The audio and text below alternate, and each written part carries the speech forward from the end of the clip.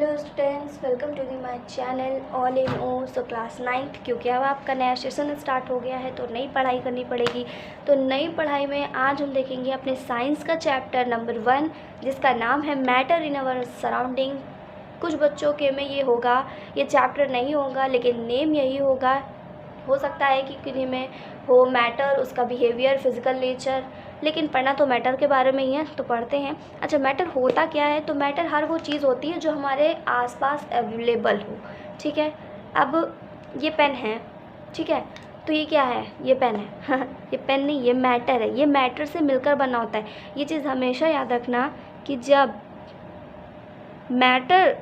Matter बहुत ही छोटा particle होता है। वो इतना छोटा पार्टिकल होता है कि उसे हम इमेजिन ही नहीं कर सकते, नेक्ड आई से भी नहीं देख सकते।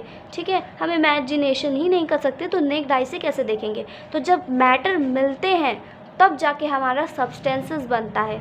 ठीक है, तो इसमें बहुत सारे टिनी पार्टिकल्स होंगे मैटर के, तभी जाके ये पेन बना है। ठीक, तो अब मैटर की डेफिनेशन देख लेते हैं। The thing that occupy space, वो चीज़ जो स्पेस को ऑक्यूपाई करे, उसके पास मास हो, और जो हमारे 5 सेंस ऑर्गन्स में से किसी एक सेंस ऑर्गन के द्वारा फील किया जा सके, उसे हम बोलते हैं मैटर। ठीक है, तो ये डेफिनेशन क्लियर हो जानी चाहिए आपको। अब मैटर की इंटरनेशनल सिस्टम में यूनिट क्या होती है? मास की इंटरनेशनल सिस्टम में यूनिट क्या होती है? वो होती है किलोग्राम, और वॉल्यूम, ठीक है, यानी कि स्पेस, उसकी होती है लीटर। ठीक, आप देखो मैटर जो है वो किन से मिलकर बना होता है? सबसे बड़ा क्वेश्चन। तो मैटर जो है वो छोटे छोटे पार्टिकल से मिलकर बना होता है, जिन्हें हम माइक्रो पार्टिकल्स बोलते हैं। ठीक, और ये माइक्रो पार्टिकल्स मैटर से भी बहुत छोटे होते हैं। ठीक, और जो मैटर होता है ना वो अनइमेजिनेबल होता है, यानी कि हम इसे इमेजिन ही नहीं कर सकते। अब देखो, जो हर मैटर होता है, अच्छा अभी मैंने बोला कि हमारे सराउंडिंग में जितनी चीज़ें भी अवेलेबल हैं वो मैटर से मिलकर बनी होती हैं। तो क्या एक मैटर की जो प्रॉपर्टी होती है या जो कैरेक्टरिस्टिक होती है वो दूसरे मैटर की कैरेक्टरिस्टिक के सेम होती है? हाँ, बिल्कुल सेम होती है। एक मैटर की जो कैरेक्टरिस्टिक्स होती है वो दूसरे के सेम होती है। या तो सेम होगी या तो कोई मैटर दूसरे मैटर की कैरेक्टरिस्टिक को फॉलो कर रहा होगा। ठीक, बस यही चीज़ है। अब मैटर जो होता है ना वो एक सैंड की तरह होता है। फॉर एग्ज़ाम्पल आप ले लो एक सैंड, ठीक है, तो जो सैंड के स्मॉल पार्टिकल्स होते हैं वो जस्ट लाइक मैटर ही होते हैं। ठीक, तो अब जैसे उनके बीच हमने देखा कि गैप होती है सैंड में। अगर हम कभी नोटिस करें तो सैंड के पार्टिकल्स जो होते हैं ना उनके बीच में गैप होती है। तो क्या मैटर के पार्टिकल के बीच में भी गैप होती है? बिल्कुल होती है, मैटर के पार्टिकल के बीच में भी गैप होती है।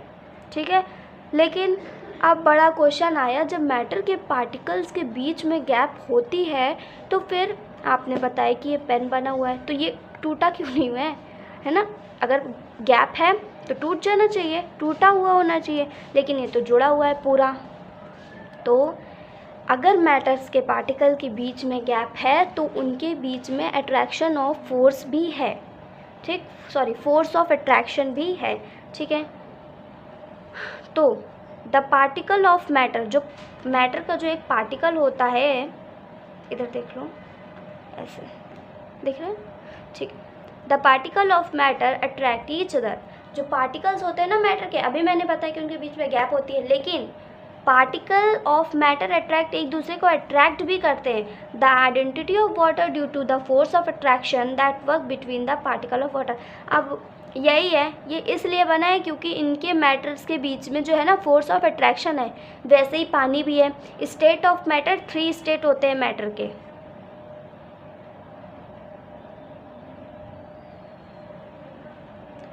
Solid, liquid and gas. ठीक, ये तो पता ही होगा, सॉलिड, लिक्विड, गैस, तो यही 3 स्टेट होते हैं मैटर के।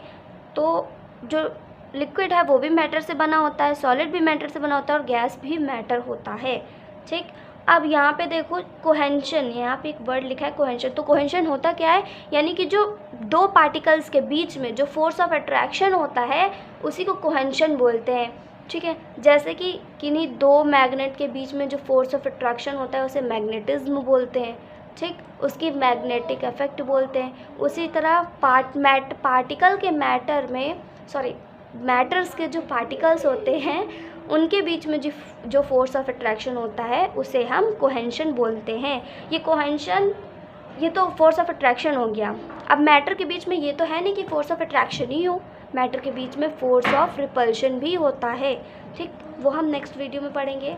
अब हमने देख लिया कि मैटर बहुत छोटे होते हैं, ठीक है, और मास वॉल्यूम को ऑक्यूपाई करते हैं। तो क्या वो, अब मैंने यहाँ पे लिक्विड का नाम लिया था, तो लिक्विड हमेशा तो स्टेबल रहता नहीं है, वो तो कंटिन्यूसली मोशन में रहता है। तो क्या मैटर भी मोशन में रहता होगा? हाँ, रहता है, ठीक है। तो so they are not stationary, they are always in a state of motion. The direction of motion of the particle are irregular and hence mobile in each possible direction. यानी कि जो मैटर के जो पार्टिकल्स होते हैं वो बहुत ही छोटे होते हैं, माना कि छोटे होते हैं, लेकिन वो कभी स्टेबल नहीं होते हैं, वो हमेशा मोशन करते रहते हैं। और जो उनका मोशन होता है वो डिपेंड करता है उनकी स्टेट पे, कि वो कौन सी स्टेट से जो है ना वो आ रहे हैं।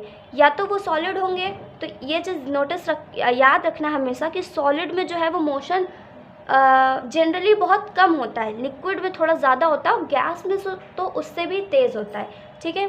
तो इसी टॉपिक से यहाँ आपका वीडियो फिनिश होता है। नेक्स्ट वीडियो में हम पढ़ेंगे